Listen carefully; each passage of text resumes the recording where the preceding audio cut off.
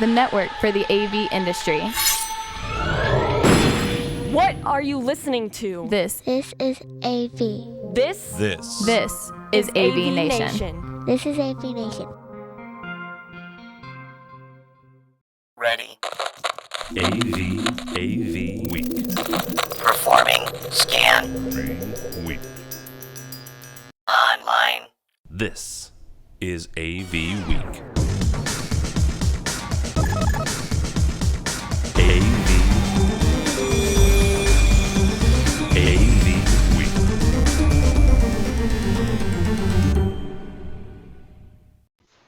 This is AV Week, your weekly wrap-up of audiovisual news and information. Easy for me to say on a Friday afternoon. How are you? My name is Tim Albright. I am your host. With us this week is Mr. Christopher Netto. He works for AV Help Desk, but he's also the founder and chief everything at AV Shout and Red Band. How are you, sir? I'm doing good, Tim. How are you? Doing well. Doing well. Also with us is Matt Slack, that gentleman right there. He is with avsolutions.com. How are you, brother? Hey, doing great. Excellent. And last but not least, Mr. Michael Shen. How are you, sir? Very well, thank you. Thank you for having me back. Absolutely. Michael is with IMS Technologies. There's a reason for having you guys on, and first and foremost, before we get started, I would like to, for those of you watching video, that's Matt and Michael on the same page there. I didn't plan it that way. Good-looking photo, Michael. Good-looking photo, gentlemen. You too, Matt. If You I too. can find Netto here. I'm on the back page. You're not in the. Right above the want ads and the classifieds. There's a rag in St. Louis called the Riverfront Times, and the back page has a totally different meaning. There's Mr. Netto and a bunch of other folks. This is the brand new copy, my brand spanking new copy of Commercial Integrator magazine. That guy right there is a really cool guy from Red Thread. But you guys are in there rather, as the 40 Under 40. This is an all 40 Under 40 episode of AV Week. So congratulations. And congratulations to you, Tim. Whatever. Somebody's got to Page one. Somebody's got to toss it back. Matt's like, hey, you made the top of the list. I said, no. My last name starts with A. If you'll notice, Brandis was number 2. So, I don't know what that means. I see a pattern. I see a pattern. Captain Obvious. In programming world, there's a system there. Just never mind. Anyhow. All right, let's please get this show started. First up on it, from residentialsystems.com. Not a magazine we do a whole lot with, but we should, actually, because a couple of our friends write for them. But this one is how Jeff Cassard is bringing AV manufacturing back to America. The story goes on. It's by Lindsay Adler, somebody that we've had some dealings with. She's a reporter for Residential Systems and some others. Goes on to talk about how they're bringing manufacturing back to the U.S. Mr. Netto, we will start with you on this. How big of a deal is it that the AV components in our systems, whether that be for government or for you work a lot with pharmaceuticals and Fortune 500 companies, how big of a deal is it where the products are made? Well, in the government space, it's imperative. I mean, at least it was that way. In my early career working with a video conferencing integrator, specifically strictly video conferencing, in order to sell the video conferencing gear, they had to be made in the United States and on GSA and all that sort of jazz. The bigger deal is look at what's going on in Michigan that aren't American-made anymore. A whole state's collapsing. So, from an industry perspective, can we keep the jobs here? That'd be one thing, but that's me standing on a soapbox. That's where the importance lies on the government side and the corporate side. Not so much. If they want their TVs from Samsung or Sony, they want their brands, and where they're made is typically not a concern, but it's more of a concern on definitely in the government arena. Well, and Michael, Chris brings up a point. There are certain things that the government can say, hey, you know what? Certain percentage of these have to be made in America. good luck finding a flat screen, right? Good luck finding certain components that have been manufactured in the U.S. So are there just certain things where, people like, the government and other folks who this is an important thing, where they're going to have to do some giving and some compromise because there are certain components that just simply aren't made in the U.S. anymore? Yeah, I think that's true. I think that there's certainly some products out there that can bridge the gap where they may not be 100% manufactured in the United States, but there could be assembly in the United States, Okay. or at least repackaging and reshipping. I know that there's a couple of display companies on the West Coast who, while all the components are manufactured overseas, the assembly actually still takes place inside of a factory in the United States. So I think that, overall, you see it more in the federal side of things, and some state contracts that'll require a certain percentage of componentry to be manufactured in the U.S. I think that the bigger story here is we're bringing jobs back home. Far too often in AV and IT industry, we've shipped off so many jobs overseas, and then what is the U.S. making anymore other than debt? So I think it's a great opportunity for more jobs within the industry. Yeah, absolutely it is. Tim, just to back on what Mike just said, a few years back, I don't know if you recall this, but there was a major problem when the ports in San Francisco were on strike, or out in the West Coast were on strike. The dock workers out in the West Coast went on strike for some reason. You could not get a plasma screen because everything that was needed to assemble that plasma screen was coming over from the other side of the world. Yeah, so, even stuff that's done in here, it wasn't being made in here. The glass, I think, was what they were looking for at the time. So having something built in the United States, truly manufactured in the United States, would be nice. I mean, when you're talking about government contracts that are looking for stuff that needs to be here by this certain date, because whatever the sensitivity of, why they're getting it done, it'd be nice to have something ready in-house, for lack of a better analogy. But if you have something in-house that could be shipped out soon or quicker, that'd be great. So two other points. Absolutely, good point. Go ahead, Matt.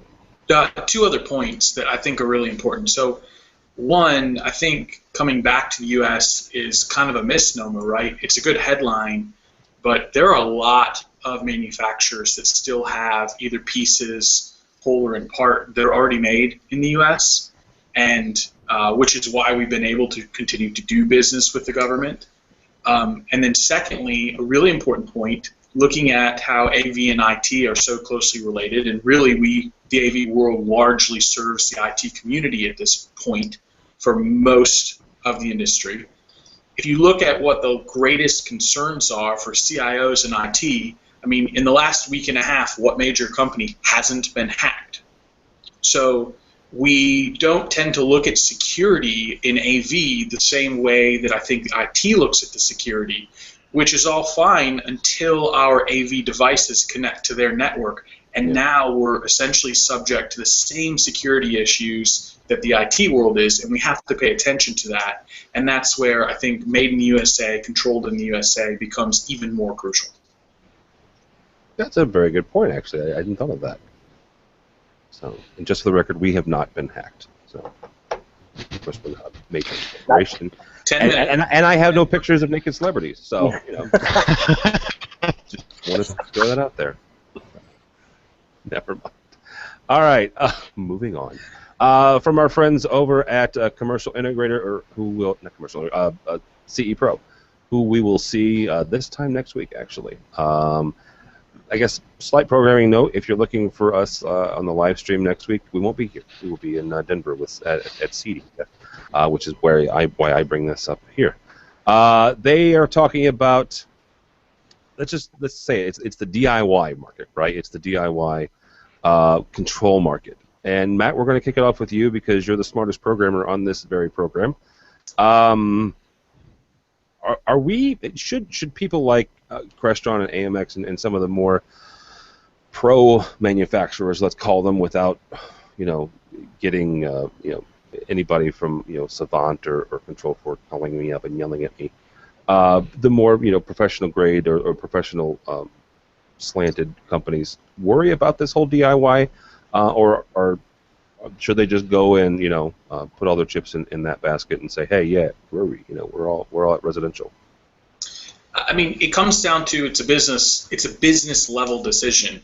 Who are they selling to? Who are their buyers? How are their buyers able to sell those products? So, I mean, if you're going to go after the DIY market, that's fine. There's certainly plenty of models there. But if you're going to be the top end, the premium end of things, then there has to be some point at which there's some safety barrier between those two markets, which is why Crestron, I forget the date, but it was in the 90s. Their software used to be publicly available for anyone who owned their products or didn't even own their products, and they pulled it back. I mean, that's part of protecting a market that feeds their sales. Where I really think they're missing it right now, and I think the AV industry has an opportunity. The integration community is talking about the need for reoccurring revenue. And we have clients and users who are more and more putting information, data, sources, video, not on our laptops, not just on our phones, not just on a DVD, but it's in the cloud. And so the opportunity to build a small device that is control for an entire system and content feed for an entire system and put it behind a TV or above a projector is a killer opportunity. And then it can operate on a license-based model so that there's reoccurring revenue potentially for the manufacturer and for the AV companies. And it's consistent with the types of models that the IT community, because we're plugging this into their network, is accustomed to. And so I think that there's a big opportunity there in where we're getting our data and how we're presenting it within the systems. And as far as how do they work and who programs them, a really complex system is going to take a professional, and everything else is going to get simpler and become more DIY. All right, Mr. Netto. I'm not going to ask you for a counterpoint, but your feeling should Crestron be an AMX and the other ones be worried about DIY? No. Well, there you go. Never mind. No. Why that is the shortest answer you have ever given in the history of being on this show. Well, it's grassroots. It's the way my head thinks is if you're going to have these DIYs, you're not just targeting the guy who owns the home that wants to do this. DIY also goes into the young kids, and the young kids are the future of our industry. Give them the DIY, give them the Tinker Toys, give them the old Radio Shack electronics type things to play with, and eventually they'll work their way and they'll get into our industry and become, actual programmers as opposed to just, DIY hacks. Now, nothing against DIY, because what they're doing is they're the ones that are pushing the envelope on a lot of different things. They want to connect your refrigerator to your car, and into your air conditioning system at home. They'll think out of the box. So I don't see anything wrong with DIY. I don't think Crestron has anything to fear. And to be honest with you, look at the IT industry. They bring in, all these people from from the Kickstarters to the guys that sit at hackathons and just try to break things because that's how they fix things. So I don't see anything wrong with DIY, and I don't think they have nothing to fear. All right, Mr. Mike Shin, you get the last word on this. Where should the pro control guys and gals be standing on DIY? Well, I hate to be the only naysayer, but it looks like I might be. I see the influence of the DIY already hitting just at Infocom this past year with Crestron releasing the RMC3 and several products that are launching with it, and the RT series, kind of all-in-one solutions that they're trying to push out there. I'm not in the residential market.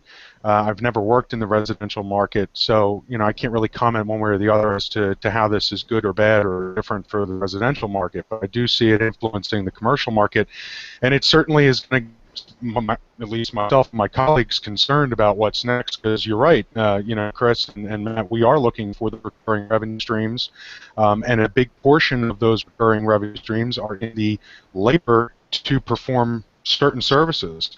And if we are eliminating, the programming piece, because we're going to be able to have someone who's 23, 24 years old, fresh out of college, XYZ corporation or school calls up IMS and says, hey, we want to purchase these boxes, and then just drop them.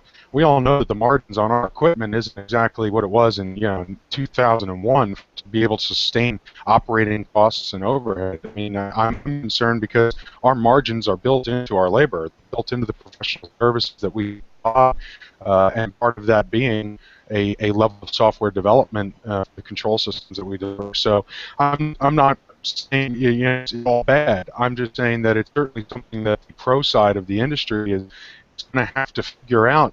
Okay, if that's another pocket of money that's disappearing from our margins, where are we making it up? Because obviously recurring revenue is important.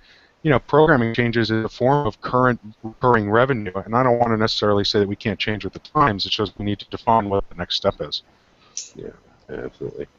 All right, before we move on throw yes. one more thing in there? Absolutely. So I think the key question, too, is what are we programming? Because, I mean, if you look at the practical side of if we're programming in a new display, that's retarded, right? I mean, every one of us right now is on a computer.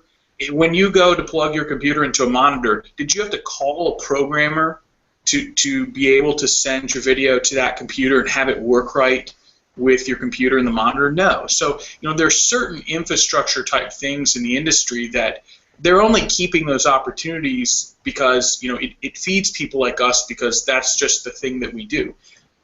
It's not going to work. As the younger generation comes up, they're not going to put up with it. They're just going to stop using those cumbersome backwards things. So, I really agree with Michael that, there's a space where programming is going to matter, and there's a space where it doesn't. And those who are going to specialize in the spaces where it's providing value are good. And those who are still focused on just, ho-hum, I'll build your AV system with X amount of programming, I think we're already in the middle of that transition, and it's going to happen more quickly than we may expect it as an industry. Do you think, though, that that's for more the consumer end user direct sales, and not maybe the larger systems like the multi-purpose rooms, banquet halls, the divisible rooms, stuff like that, or is it going that way as well for them? I think it's both because, you're doing – so we only do commercial spaces, primarily conference rooms, whatever size, shape it takes on. And, again, we're dealing with IT, and IT is always working under two constraints. They don't have money. They don't have time. So having to call a programmer to get a minor change done doesn't work and support and provide value to the IT community. So what do? They're going to look for workarounds. So maybe for different motivations, but ultimately to the same outcome, I think the DIY and the commercial community are headed to the similar places quickly.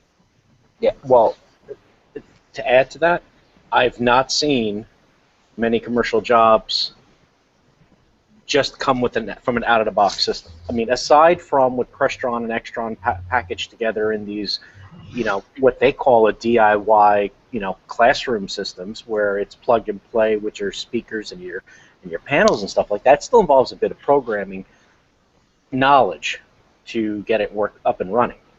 I've seen it. I've been in the corporate side now, on site with corporate people for the last 10 years. You're right. They're always looking for that off the shelf, out of the box, get it in there, because that's the IT mentality. Computers at one point were a serious piece of hardware. Now laptops and the way, you go in with a computer problem, they pull out the hard drive, replace the shell, and you're back up and running. This is an argument that's been had in various circles. I mean, most recently in a couple articles that I was reading, where it's like, where is the battle between AV and IT? And I think it's the mentality of how things are served or serviced. IT people need things done quickly, and they want that off-the-shelf stuff. But we are in the business of custom integration. Custom is still custom. There's never really a battle when there's a buyer involved if there are other options, right? Because the buyer is going to pursue their other options, and if there's a path of least resistance, they're going to go for it. And so if we're fighting an IT industry and it's because we're not providing the value that they want from us, and there's kind of two choices: either provide the value that they want or they're just going to work around it because it's their money, it's their decision-making power. Here, the perfect linchpin to this argument, Apple TV. That thing comes up in every conference room design question setup that I'm involved in. And everywhere it comes up, there's always that same argument. We'd love to have it, but you can't have it because you still need to support it and allow people and user access. And that's why, we're seeing such a, the wireless display market booming in the commercial side of the business with Barco, with Crestron, with Christie and all that. Is they want that feature, but Apple TV doesn't provide the security that they need on a corporate setting. So, every time there's that battle of, well, we want the convenience of an Apple TV, which they know how to do and plug in at home. You bring it into the corporate environment, it becomes an issue. This is just, it's the beginning of, we can have a whole show on this one, Tim. Yes. But it's also not our battle, right? Because it's a security issue, and that's an IT precedent. It's part of our battle, though, isn't it? I mean, anything we have to. And hang on, we're gonna bring somebody else in because it's another 40 under 40. I'm not gonna say how close to 40 she is. I'm a long way from 40. Good for you. Good for you. Closer to 20. Yeah, she's 20. Courtney Govra from All Systems. She's in my neck of the woods in Kansas City. How are you, ma'am? I'm very good. Sorry I was late. That's all right. What I was going to say is, isn't this kind of our battle, though? Because anything we have to plug into our systems and make work, that's kind of our battle, isn't it? Yeah, I mean, I would disagree with the point that IT does not like custom. IT in the custom space, so like in the programming space, we call that a one-off. When you have a one-off means I have to manage that development cycle, I have to manage the separates, I have to manage the differences. If you're in the IT world, most of what I've experienced, and it may not be what you all have experienced, is they don't like custom. They like to know that this is a standard operating system. It's something they can engage with, and they don't mind paying for expertise. They don't mind RMR. They don't mind the concept of having someone with a software maintenance agreement or something like that. That makes sense to them. That's how their world works. We've been pretty successful in that type of space with the RMR because we just kind of come back and said, what do you want and how do you want it? And then we go back and built our RMR program around that. So a standard SMA, and then you attach some service level agreements with it of what level of help desk you're going to be. That's what they want. And do they want to control their old world? Yeah, because they want it standards based. They want to be able to work with it. They want to be able to engage with it. So it is kind of like, I mean, my dad always used to tell me, you have to do what the customer wants, not what you want. Because I used to like to make the systems really fancy. The fancier they are, the harder they are to manage. So. I have a real quick question, because this is not my world. What is RMR? Recurring monthly revenue. There we go. Okay, that I understand. Thank you. Yeah. It's the transition that every integrator has to make. You have to make the transition away from being focused on a project. So I make revenue off of a project, and that's a one-time thing. It costs a lot of money to get to that project, and then you have to find a way to make it balances out cash flow is probably the easiest business definition of RMR. It's good for both sides. Yeah, very good. I've learned something new. I can go home now. So. I'm not kidding. I understand the recurring revenue. I never heard the RMR. It should be a whole show. It probably should be a whole show. Honestly, if you went to the BLC, the NSA's BLC, it was an entire segment with Dan Newman, and I keep forgetting the other guy's name. Matt, you were there, and Mike, you were there both. Do you remember the other person that was with Dan? Yeah, me neither. It was impactful. It was well, he was impactful. Yeah. Dan just did a great NSC presentation like last week, by the way. Did he? Totally worth going and looking up if you're looking at RMR type issues. He really laid out a framework well for how to begin to think about the problem. Yeah, that's one of his battle cries right now is integrator. That's where you have to go. So all right. Okay, so this is it's a FIFA story. It's a manufacturer story, but I want to use it as kind of a kickoff for something else, right? Harman basically was the audio provider for FIFA for the World Cup. Yay, World Cup! Yay, 2014. My team didn't win, but they have pretty orange jerseys. So I got really into Netherlands for some reason this time. Anyhow, not that I wasn't excited about the USA. Yes, they got farther than they probably should have. So anyhow, so here's the question, and actually, Courtney, since we'll start with you on this. This was a huge deal, right? I mean, the fact that Harman was like, this was not some small thing. They got this huge, massive contract, and it involved lots of, obviously, worker hours and talking with consultants and talking with designers and stuff like that. How does AV help this? How does IMS? How does you guys? How do you get involved in projects of this magnitude and pull it off on a relatively, I'm not going to say seamless or painless basis, but how do you pull something that is this massive off? Or should it be something where you should take an honest look and say, you know what, this is not us. This is not our. We shouldn't do something this big. I guess the first part of the question is how can you pull off something that is this significant as providing the audio for FIFA? Well, I loved the FIFA. I watched a bunch of the games. I'm a big soccer fan, so when you brought up this whole article, I thought, well, maybe we go into a soccer conversation because it'd probably be easier to cover. But, there are those moments as a business. I mean, my brother and I own the business together, and there are those moments where we look at a project and we just say, do we have capacity? Does it meet our goals? And is it something we can accomplish and serve our customers in the way we feel they need to be served? We have one of our we are statements, our value statements, is we are in pursuit of clients and not projects. If this was just going to be a project, then we're not interested in doing it, because I don't want to just install other people's stuff. I don't want to just be the integrator. I want to create a long-term client. It costs a lot of money to obtain the client, and long-term I should own that client. Own is a bad where I should be able to partner with that client going forward. Can I get that to that RMR stream? The second aspect of that is, from a business owner's perspective, I look at it as, is it a marketing opportunity? And clearly this was a marketing opportunity, though I never saw Harman one time in any of the games I watched, and I watched a lot. So from an end user perspective, I didn't see it, but from an industry perspective, it probably was a good thing. But I would have never done a project of that scale. That's not our thing. Anyway, here's the thing. I agree with you, because I watched a fair amount myself. I don't think I ever saw the brand name of the speaker or the other places where Harman was. So very good points, Mr. Shen. When it comes to IMS, where how do you guys decide where your limits are, or how do you evaluate projects?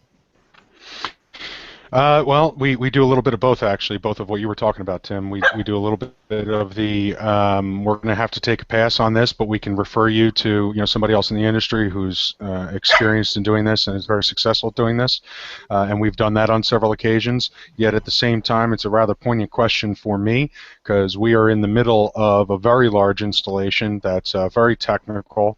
Not necessarily just large in terms of scope with number of spaces or what have you, just the amount of equipment that is going into one particular space. It's probably 10 times the size of our average transaction, over the last 3 years. So we knowingly went into that opportunity diving head first into the pool, hoping we were going into the deep end. And the way that the approach was, strategically we needed to partner with some independents who knew this space, who knew that particular type of product, called the manufacturers and got them to refer the experts, and we brought them in underneath the contract and made sure that we allocated for that cost and justified to the customer why we wanted to bring those individuals in.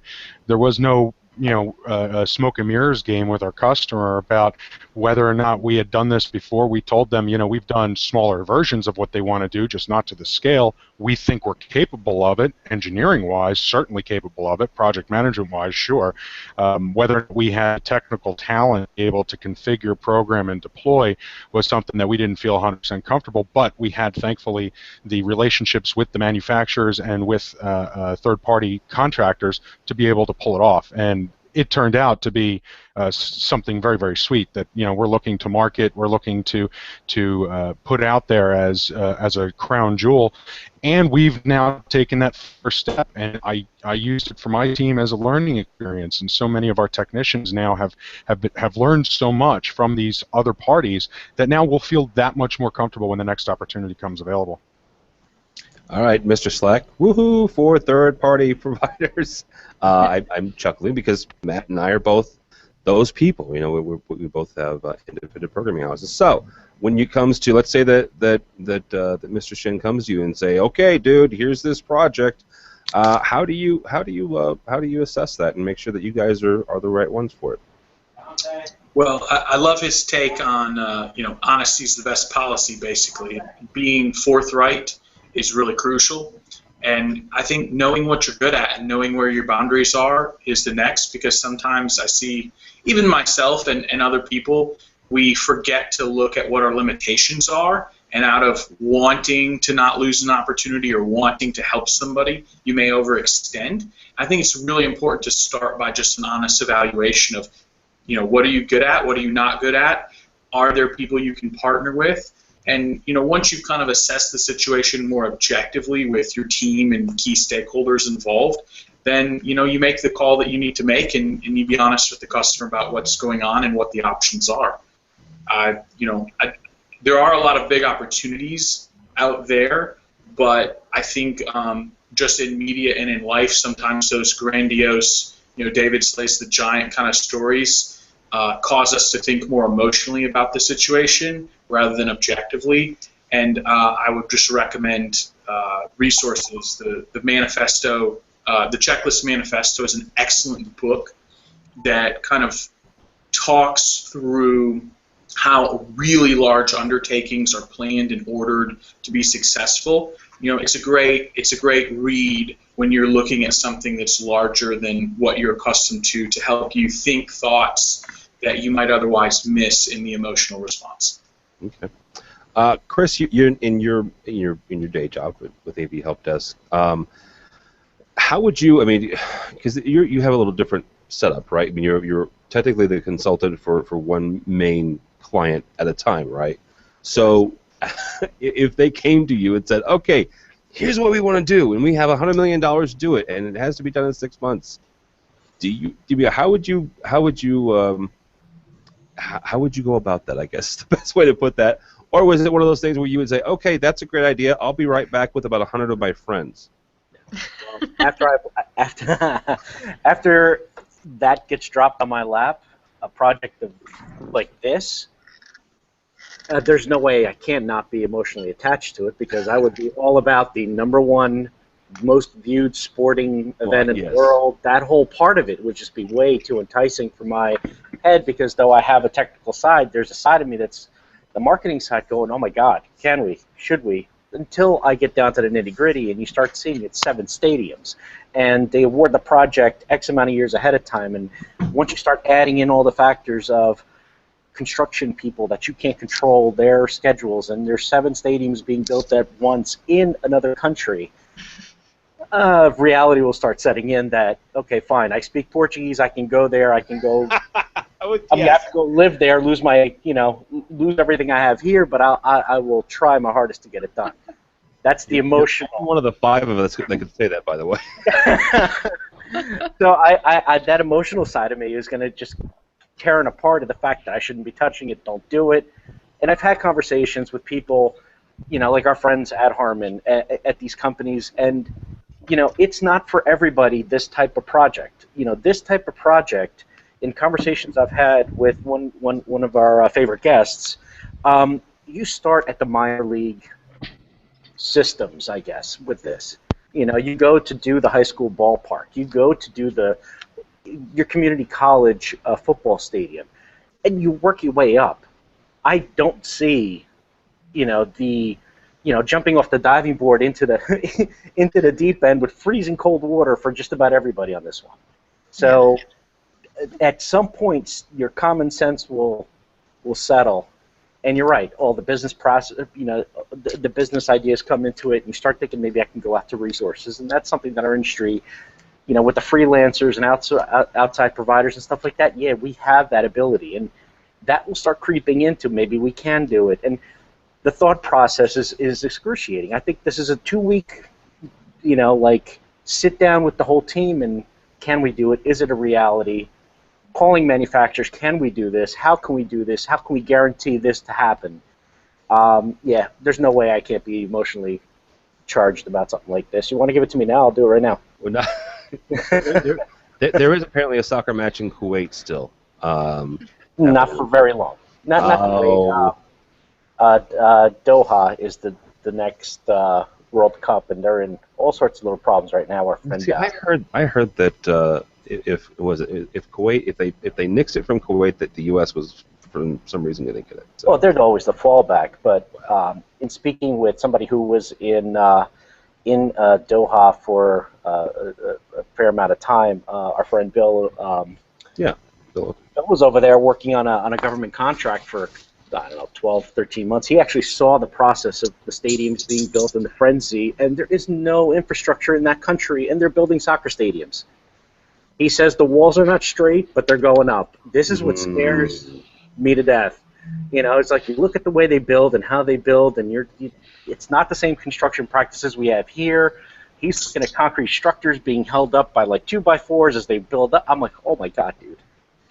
Chris, sounds like you need to get out there to do the audio system, and you just need to bring somebody that can translate from Portuguese to Arabic. Yes. I would definitely be thrown out of the country within 5 minutes. Not the way I can handle the pressure like that, no. Yeah. He should not go there. I'll just put it that way. All right, let's move on before we. Yeah. Northeast mentality doesn't work very well overseas. Yeah, Chris would never be confused with an ambassador. Let's just put it there. That's the Jersey in him. I can appreciate that. Yeah, that's the Jersey. Well, I was gonna say that, but all right. Okay, so here's this crazy thing, right? One thing that CE Pro has gotten really good at the last 6 months or a year is finding these crazy patents. And they dissected one for ping, which you don't know what that is. Crestron has this new thing called ping. Nobody really knows what it is until CDN next week. I don't even know if anybody knows what the logo is. But here's another one. It's a new Crestron patent using, get this, photovoltaic shade material for powering motorized shades. Now, I saw that and I'm like, are you kidding me? And then it started hitting me. There's this thing called lead, right?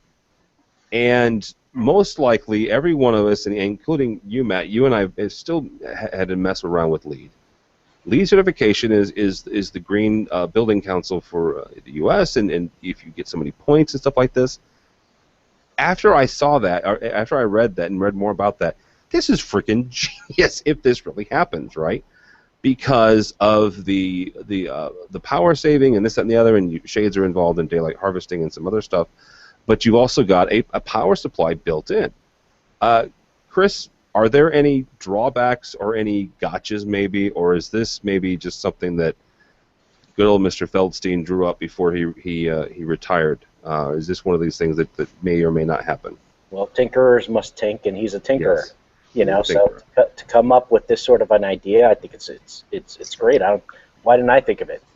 But at the same time that I saw this patent in the same week, you send me this link. I'm reading this, and I go to one of my websites that I like to grab some, far-reaching science ideas. And there's a company that's also working on adding those solar I don't even know how to pronounce it.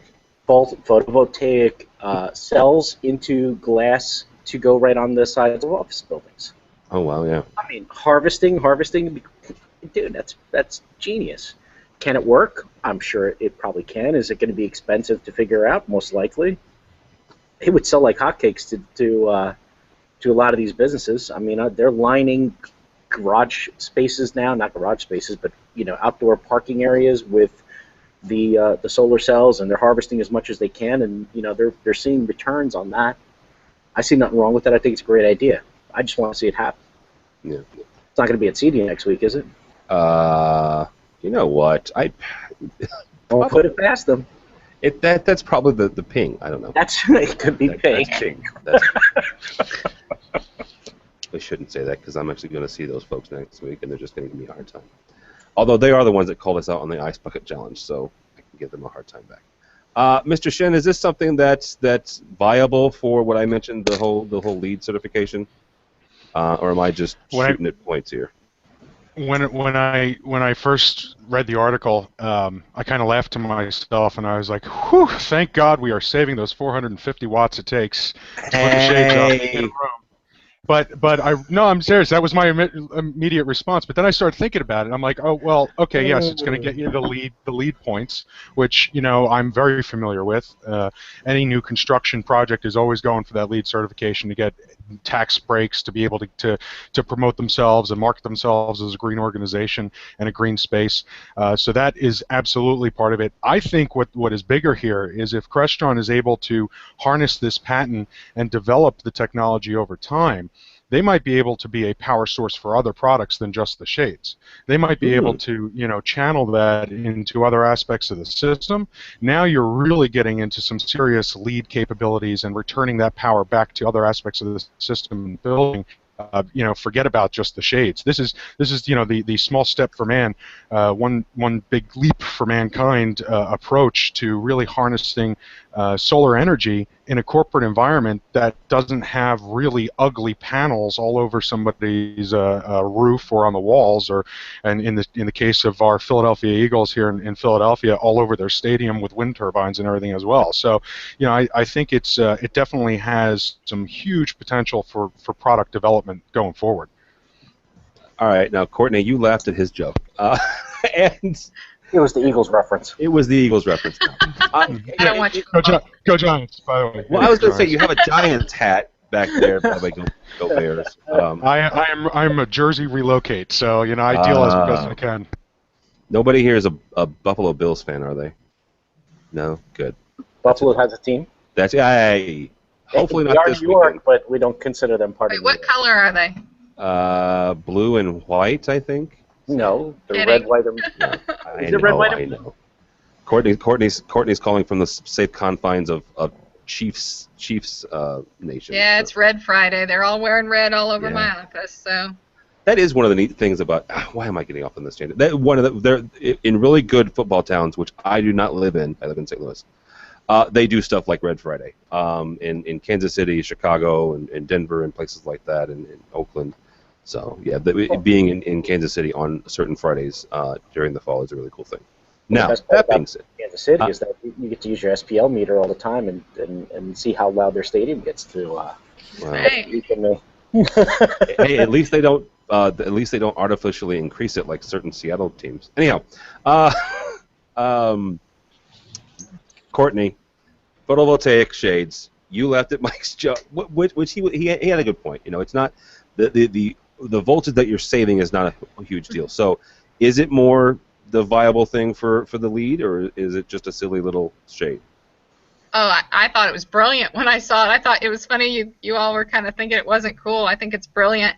If you look at a building, and I mean just from a construction standpoint, to retrofit a building, I assume would be very expensive with the panels. If you could put it into the shade and I didn't have to run a cable to the shade and it could be controlled, I think that's pretty cool. We have a hospital that actually controls their shades with the nurse call button. They have one of the buttons is changed and programmed, and they put the shades up and down with it. It's a huge thing in the hospitals because you have this whole patient experience aspect, and they're trying to make the patients happy. And heck, if I could power the shade, what I really thought was interesting from reading, I love to read patents. It's a sick addiction, but what I really think is interesting is the IP strategy behind it. I don't think very many systems integrators look at their ability to have an IP strategy. We see ourselves as tinkerers, people that are going and creating something new each time. We're doing something because the client helped us or asked for something and then we designed it, and we don't understand the real value of what we're doing from an IP strategy standpoint, and we've been driving down this path for a long time. I think a lot of times we say it back to our manufacturers and we say, hey, this would be cool if you could do this. And then the manufacturers go and write a patent, and they then own the patent and all of the royalties and subsidiaries and everything that goes along with it. But if you really think about us and our value to the industry, it's that we have our hands on things. We have the ability to put things together. And if you take something that's already created and use it in a unique fashion and a different format combined with something else, one of our patents uses a tractor fan and a box. I mean, it's very, I was like, this is patentable? And they're like, yes, and it's cool. So I think that the strategy behind having a patent is as important as what's being patented in this story. What else are they going to use it for? How are they going to gain value going forward? Those kind of things are what gets me excited. And I did think it was a very cool patent. I wanted one for my house. Well, So. yeah, obviously. Yeah, that'd be really cool. Tim, Yes. right off the bat, they attach this on Mike's idea. They take the power that's coming off of that, they attach it to their rack fans. They are cooling their racks now, getting double the ability, and it doesn't take much to amperage to get the rack fans going. I mean, just from that idea alone, that's freaking cool. That's nerdy cool. Mike, Oh, you man. write that You patent. said freaking, it's fine. I said nerdy cool. Yeah. Oh, very nice. I forgot the pun. All right, Matt. Courtney mentioned controlling this. Is this something that, if it's being powered from? Here's the thing: if it's being powered from the sun, I mean, how are we going to control it then? Is it just going to be another relay or an internal relay? I guess. Infinite EX, baby. Oh, bite. Oh, whatever.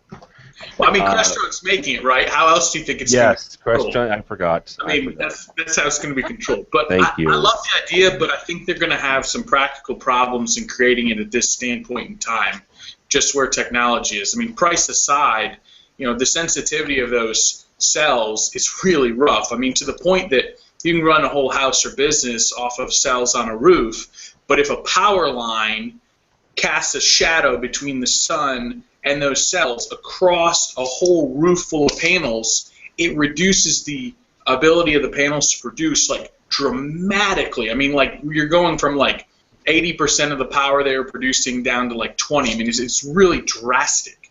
And so you've already got this shade that's not actually indirect sunlight, it's behind a window. So I think on the practical side, these are probably a ways away from being realistic. But the idea is good. All right, one last story before I let you all go and enjoy at least most of our football weekend. If you're in Buffalo, I'm sorry.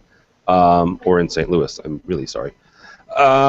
So here's the last story we've got here, and it's from Electronic House. There are, according to Rachel Saracola, there are over 8. She lists 8 Ultra HD 4K, and you have to put that /4K in there.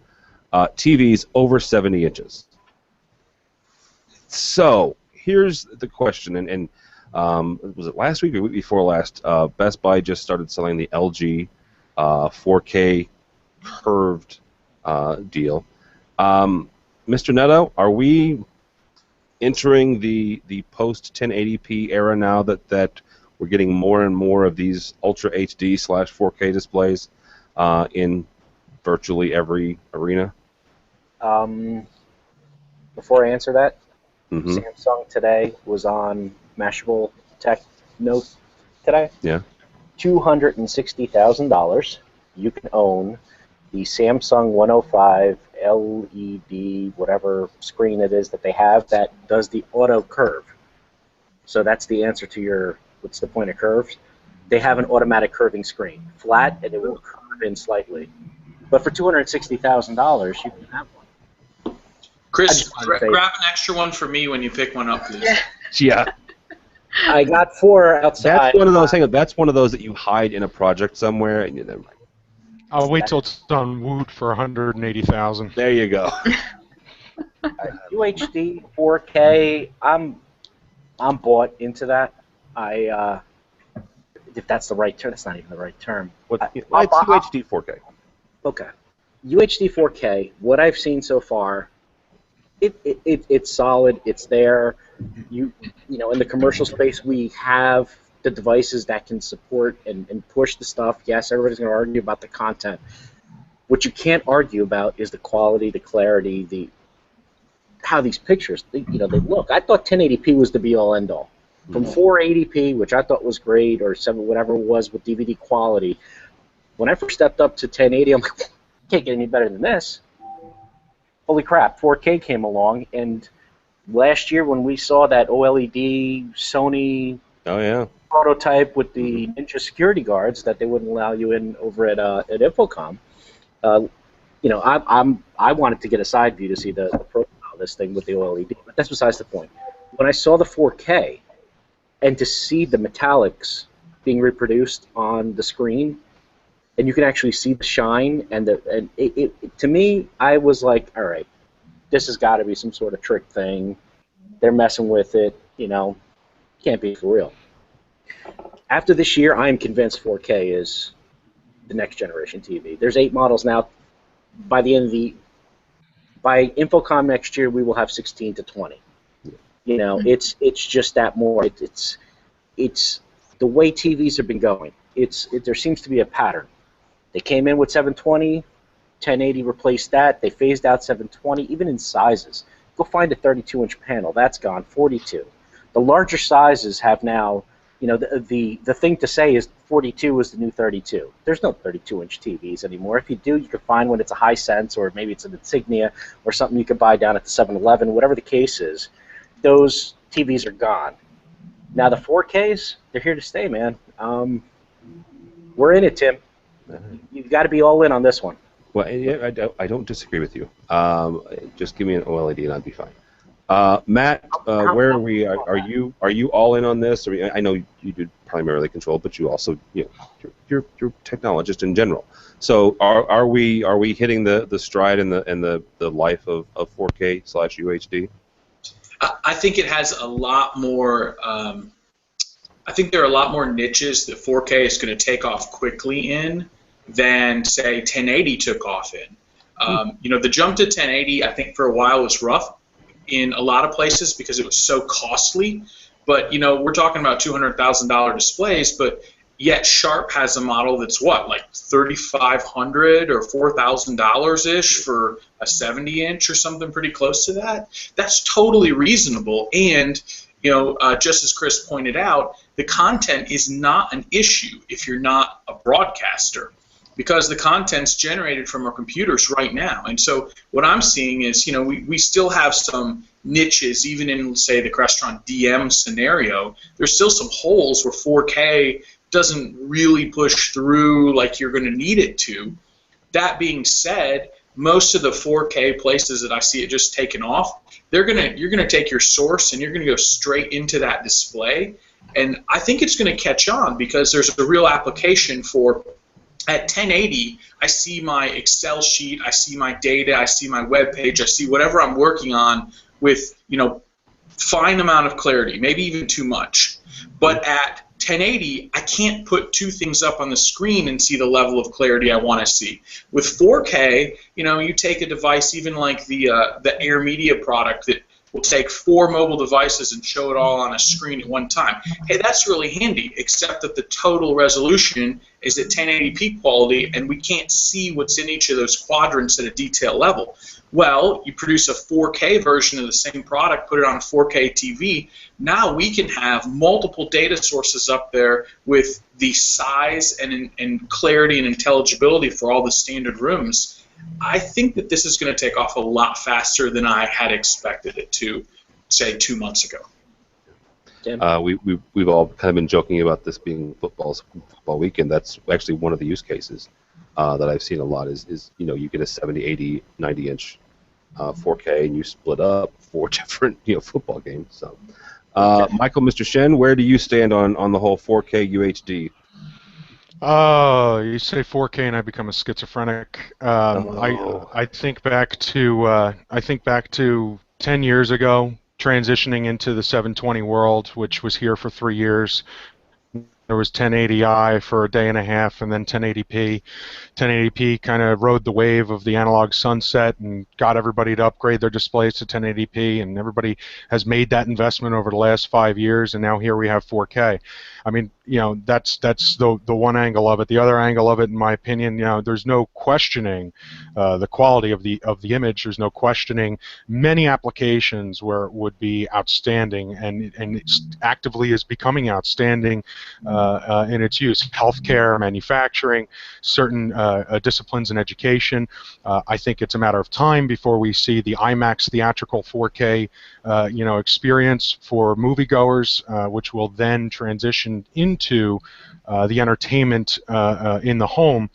My problem isn't so much that I can't find commercial applications for its use. I just don't see the consumers jumping in on board as quickly because we just don't have enough sources to be able to feed these displays. That content piece is so huge, and for the consumer world, for me to justify, to say, that crazy old uncle that calls up and says, I'm at Best Buy, I need your help.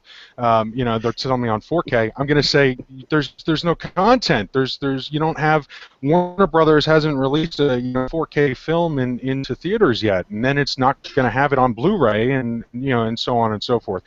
Netflix needs to figure out how they're going to be able to deal with it, given what the FCC and the federal government are trying to do to lock down bandwidth. I mean, there's just so much that is still unknown, and then right after I say all this, I look at an article tomorrow and it's 8K. So I think at Infocom, we're going to have 16 4K displays, and we're going to have 3 8K displays next year, and it's going to be, is this the 1080i, 1080p discussion? So, I'm watching it very closely, and obviously, we're talking about it with our customers, talking about future-proofing and thinking about how they're going to handle it. I don't see action yet, and I'm not sure exactly what is going to be the next big leap, and whether 4K is that leap, or if people just wait until 8K becomes the thing and then jump then, because by then hopefully the content will have caught up. Or at least they'll have 4K content, in which case you can still jump that. So, all right, Ms. Courtney, you have the last word on this. Where do you guys stand when it comes to the 4K/UHD? Well, I think I'd probably have to say a similar thing. If it's not on Amazon or Netflix, if they're not going to stream it, I guess I wouldn't want one myself. But I can see the application in healthcare if the image is significantly better. And there's so much push right now for telehealth, telepresence. We have in a lot of our hospital situations where the nurse or the doctor, some specialty doctors, are not even at the facility. They're off-site in a remote location. We have health systems that are saying, I need to have the ability to get information to, I have one in town, I have to get information from 40 miles away to this location, because in the event of XYZ situation, I need to have the doctor and the nurse and this specialist look at all this information at the same time. So if it's really that type of clarity, then I can see that it would have some application there. But it's really not even the product. From a product perspective, it's not something on my radar in that sense. So I hate to have the last word on it. Maybe one of you that sounded so brilliant talk about it. Well, go ahead, Matt. Yeah, so I thought Mike brought up some good points. So the 4K at one point, I remember people said years ago that when you get 4K resolution and you hold it up at equal distances to a photograph, basically the eye can't perceive the difference. And I think at this point we've kind of, after a lot more evaluation, that's not truly the case. It's really close. So because of that, I think the push for 8K is going to continue to happen. However, if you look at how technologically that occurs, I mean, a 4K signal is like what, 10 gigs of bandwidth, I think. So how do you push that on? What's 8 become? 8 becomes like close to 50. Well, we're riding on the the shoulders of the data industry, right? And those are really, really high data rates. And so I don't think that the 8K decision is going to be made by people as to what do we want to see. I think the fact that we can relatively do 4K right now, even though there aren't maybe as many products as we want out yet, 4K is were there on our technology, I think that that's probably going to propagate, and I think 8K is going to be a while off because of the data puzzle. Okay, so here's the monkey in your wrench, right? The fact that both Tokyo, NKO, or NRK is the Netherlands, so NOK, and the South Koreans have both broadcast over the air 8K. So, is it cumbersome for the data infrastructure? Yeah, absolutely. You can't push. Well, you can push 4K down Twisted Pair, but it's ugly and it's and you're compressing the snot out of it. 8K you probably can't with it being somewhat viewable. So then you're looking at either fiber or you're looking at over the air, which may bring back but from a consumer's point, yes, accomplishing a technological milestone is very different from making it in mass. And 4K is, it's ready to roll out. Yeah, 8K that's true. I don't know. So let me get this straight, Tim. So, like Courtney says, if it's not on Amazon or Netflix, I don't want to see it. Are we going to credit the manufacturers of the aforementioned 8K TVs as the reason why the United States is going to finally step up from copper-based LAN infrastructure that's out there now, or into fiber? Will Google Fiber become it? Because, that is the fundamental problem here, is that 4K is already hard enough to pass all that amount of data. It can, but my home network is not set up to handle these serious gigabits of well, if I only want to watch TV and nobody else wants to do anything, that's fine. But we don't live in that world. 5 iPads, 3 computers, Netflix streaming, and an angry person in the back who can't get bring up Facebook. That'll piss off people. So do we need this to jumpstart the infrastructure within this country? Because a lot of these places, the South Koreas and all that have built newer infrastructures than ours to support the Optimums on lines, the Cablevisions, because that those guys are stretching it out as long as they can on that copper wire from 1920. How long can that keep going? But Chris, you're hitting the nail directly on the head. Exactly. I mean, you think about it. You have Verizon, you have the Google Fibers, but Comcast is taking their sweet time. Time Warner is taking their sweet time. Cablevision taking their sweet time. And when I think about it, though, I look at the pooled money in Washington. The lobbyists that are being paid by XYZ manufacturers, and then you compare it to Comcast, Time Warner, and Cablevision and Cox and what they're spending in Washington. I think it's going to be a while before we see anybody really push these companies. I don't even think the marketplace is going to be able to push them fast enough to put in the infrastructure in a timeline before we get to a point where we have 8K displays everywhere. I think it's just going to be a massive undertaking that nobody really wants to own up to. I said it before. I don't I'll even say it have again. copper in my house. I'll say it before. I've said it before, Mike. I'll say it again. Damn the man.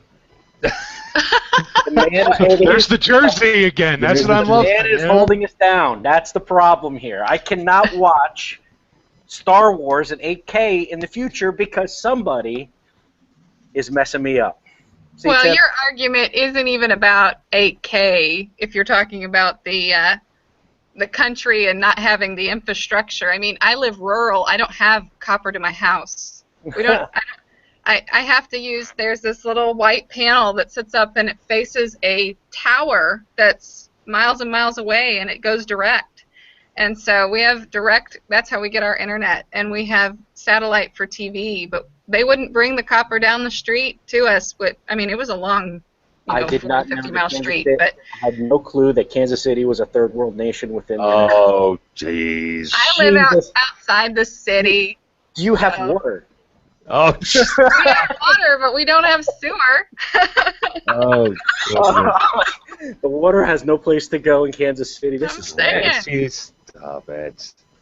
Gotta love New Jersey. St. Louis is a little bit more metropolitan or cosmopolitan. No, it's not. That's the thing. It's not. It's actually more St. Louis backwards. is Haven't like you the been watching money. the news lately? What's that? Oh, all right. Let's wrap this up. Thank you all so very much. And again, the reason that you four folks are on is because of this wonderful magazine right here, Commercial Integrator.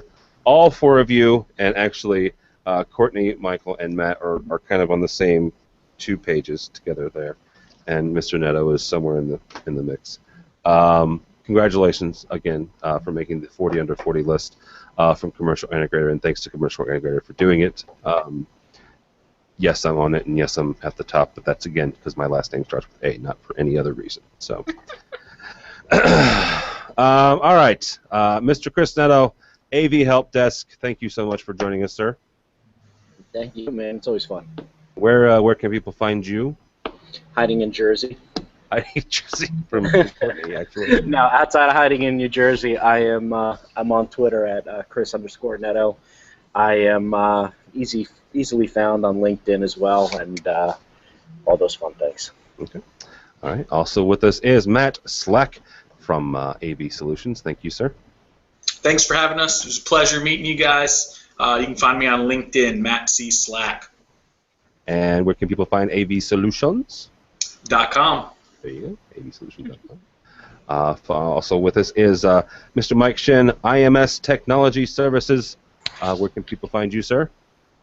Thank you for having me again. I am at AXPMike on Twitter, as well as at IMS_SI for IMSTechnologyServices.com. LinkedIn and all the social medias. LinkedIn and all the social medias. Including Google+? Including Google+. Good for you. Thank you, yes. There's only a handful of us. We got to stick together.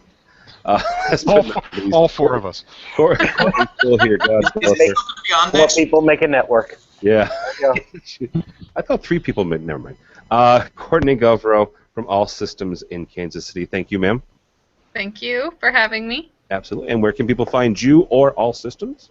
All Systems is allsystemsonline.com.